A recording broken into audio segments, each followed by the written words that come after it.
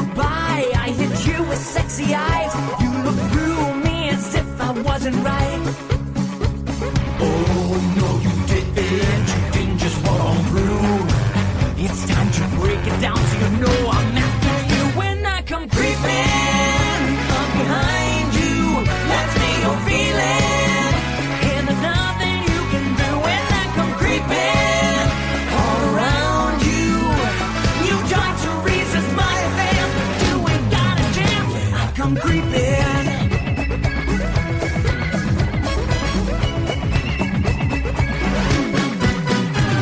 You know I love the way you try to sneak away when I come creeping up from deep within the crowd. Hands locked in. Okay, you've seen the other two steps, the layout and the grout lines. The grout lines on this project are the deepest cut that you will have to make if you're doing this pattern. Our next step is to actually carve out the brick, which will make the plaster section stand out a little bit more. In order to do that, you need to take your cutting attachment and back the bit off a little bit. Now, I talked about in earlier segments about using my little guide block here. I'm not sure if you can see it. I've got deep gouge and a little bit more shallower gouge. I want to set my Dremel to the shallower depth, which is still deeper than the surface, but not as deep as the grout line, which is what I'm going to do now. And for me, I just need a pair of pliers and the gauge for it. Depends on your setup. My setup, this rod orchestra has been used so much, the original equipment on it's broke, so I've had to jury rig things to make it work. But I just basically take my Dremel, or my guide block, and then sit here and lower the bit until it matches what I have for my depth gauge.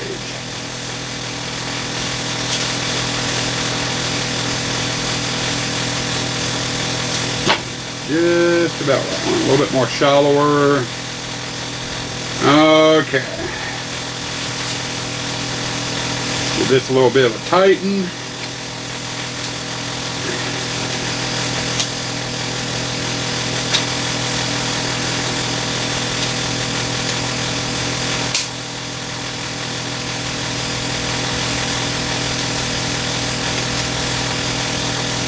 There we go. Now my depth is set for this. Now, doing the bricks, you know, after watching me do the grout lines, you may think the grout lines was messy. It's going to get worse. Way worse. The bricks is probably about the messiest section to do, because you're taking off a lot of material over the length of the board. So, you know, it's basically you're doing the same thing as you did with the grout lines, except you're going over every part of the board except for the plaster marks. So, let's get this started, because this does take a little bit. Let's celebrate. Have a good time tonight. Let's celebrate. It's alright. We're gonna have a good time tonight. Let's celebrate. It's alright. We're gonna have a good time tonight. Let's celebrate. It's alright. We're gonna have a good time tonight.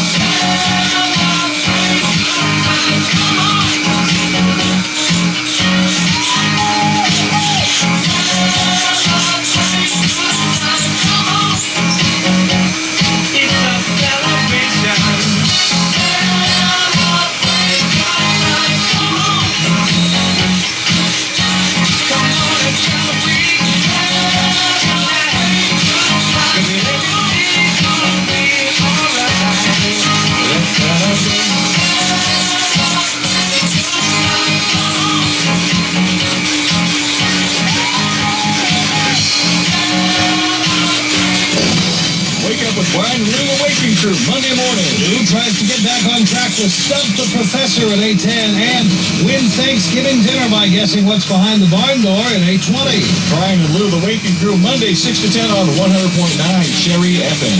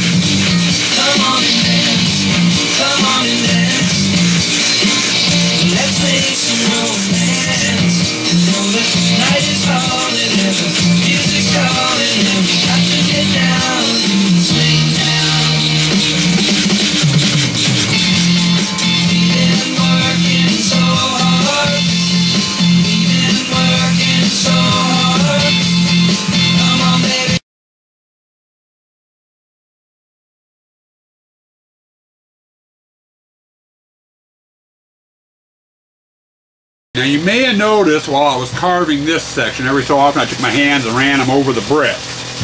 The reason why I did that, and I don't know if you can see it here, let's get this a little bit over closer to the camera, but while you're cutting, you'll notice you'll have little pieces left over that you've missed on your bit. You don't need to do a thorough job when you're doing the carving. Just every so often run your hand over and those little bits like this here will break off, and you can get them off. And just do that every so often as you're cutting. I do it every, I don't do the whole brick at once when I'm carving. I do a little section of it, go across and come back. Then I just run my hands over and it gets rid of those little tips and snags that stick up. And you don't have to worry about getting them all off. You can take care of those in the next phase after you get done with the carving. So.